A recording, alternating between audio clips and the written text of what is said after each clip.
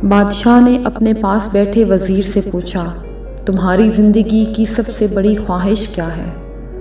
وزیر نے شرما کر منہ نیچے کر لیا۔ بادشاہ نے کہکا لگایا اور بولا، تم گھبراؤ مت، مجھے اپنی زندگی کی سب سے بڑی خواہش کا اظہار بتاؤ۔ وزیر گھٹنوں پر جھکا اور عاجزی سے بولا، حضور، آپ دنیا کی خوبصورت ترین سلطنت کے مالک ہیں۔ میں جب بھی اس سلطنت کو دیکھتا ہوں تو میرے دل میں خواہش پیدا ہوتی ہے، اگر اس کا 10واں حصہ بھی میرا ہوتا تو میں دنیا کا خوش قسمت ترین انسان ہوتا۔ بادشاہ نے وزیر سے کہا، اگر میں تمہیں اپنی آدھی سلطنت دے دوں تو؟ وزیر نے گھبرا کر اوپر دیکھا اور عاجزی سے بولا، بادشاہ سلامت، یہ کیسے ممکن ہے؟ میں اتنا خوش قسمت کیسے ہو سکتا ہوں؟ بادشاہ نے فوراً احکامات لکھنے کا حکم دے دیا۔ بادشاہ نے پہلے حکم کے ذریعے اپنی آدھی سلطنت نوجوان وزیر کے حوالے کرنے کا فرمان جاری کیا۔ دوسرے حکم میں بادشاہ نے وزیر کا سر قلم کرنے کا آرڈر جاری کر دیا۔ وزیر دونوں احکامات پر حیران ہو گیا۔ بادشاہ نے دونوں احکامات پر مہر لگائی اور وزیر کی آنکھوں میں آنکھیں ڈال کر بولا، تمہارے پاس 30 دن ہیں۔ تم نے ان 30 دنوں میں مجھے 3 سوالوں کے جواب تلاش کر کے دینے ہیں۔ اگر تم کامیاب ہو گئے تو میرا دوسرا حکم منسوخ کر دیا جائے گا اور تمہیں آدھی سلطنت مل جائے گی، اور اگر تم ناکام ہو گئے تو پہلا حکم خارج سمجھا جائے گا اور تمہارے دوسرے حکم کے مطابق تمہارا سر اتار دیا جائے گا۔ وزیر کی حیرت پریشانی میں بدل رہی تھی۔ بادشاہ نے اس کے بعد فرمایا، میرے 3 سوال لکھ لو۔ سوال نمبر 1، انسان کی زندگی کی سب سے بڑی سچائی کیا ہے؟ سوال نمبر 2، انسان کی زندگی کا سب سے بڑا دھوکہ کیا ہے؟ سوال نمبر 3، انسان کی زندگی کی سب سے بڑی کمزوری کیا ہے؟ بادشاہ نے اس کے بعد بلند آواز میں فرمایا، تمہارا وقت شروع ہوتا ہے اب۔ وزیر نے دونوں جوتے اٹھائے اور دربار سے دوڑ لگا دی۔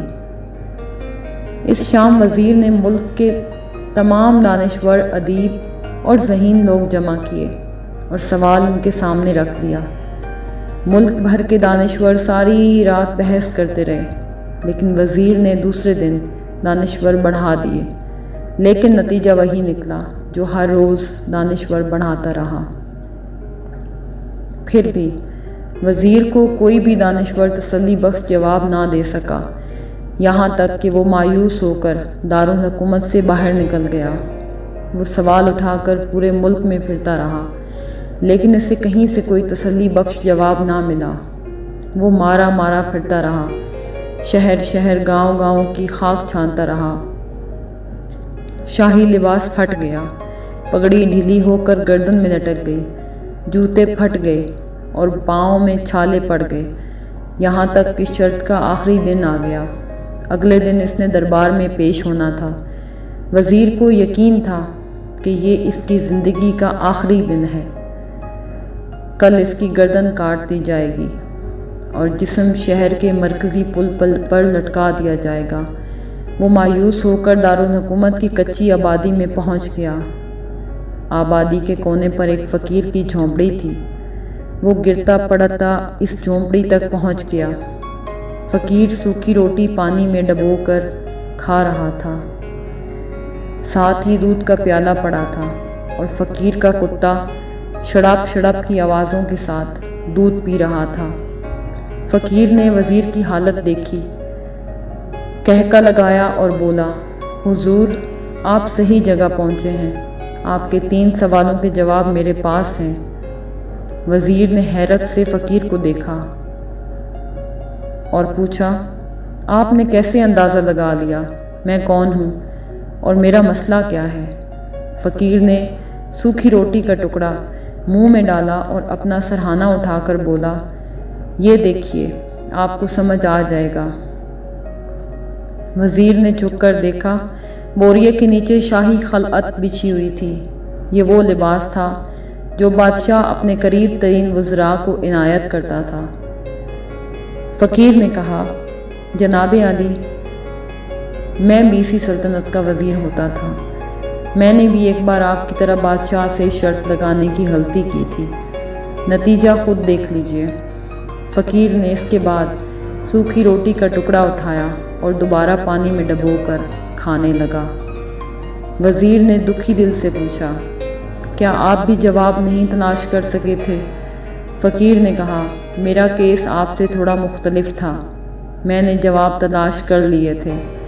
میں نے بادشاہ کو جواب بتائے، آدھی سلطنت کا پروانہ پھاڑا اور اس کٹیا میں آ کر بیٹھ گیا۔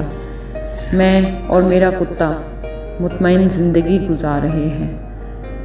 وزیر کی حیرت اور بڑھ گئی، لیکن یہ سابق وزیر کی حماقت کے تجزیے کا وقت نہیں تھا، جواب معلوم کرنے کی گھڑی تھی۔ چنانچہ وزیر بننے کے بجائے فریادی بن گیا اور فقیر سے پوچھنے لگا، کیا آپ مجھے میرے سوالوں کے جواب دے سکتے ہیں؟ فقیر نے ہاں میں گردن ہلا کر جواب دیا، میں تمہیں پہلے 2 سوالوں کے مفت جواب دوں گا، لیکن تیسرے جواب کے لیے تمہیں قیمت ادا کرنا ہوگی۔ وزیر کے پاس شرط ماننے کے علاوہ کوئی دوسرا راستہ نہ تھا، اس نے فوراً ہاں میں گردن ہلا دی۔ فقیر نے کہا، دنیا کی سب سے بڑی سچائی موت ہے۔ انسان کوئی بھی ہو، کچھ بھی ہو، وہ اس سچائی سے بچ نہیں سکتا۔ دوسرے سوال کا جواب یہ ہے کہ انسان کی زندگی کا سب سے بڑا دھوکہ زندگی ہے۔ ہم میں سے ہر شخص زندگی کو دائمی سمجھ کر اس کے دھوکے میں آ جاتا ہے۔ فقیر کے دونوں ہی جواب ٹھیک تھے۔ وزیر سرشار ہو گیا۔ اس نے اب تیسرے جواب کے لیے فقیر سے شرط پوچھی۔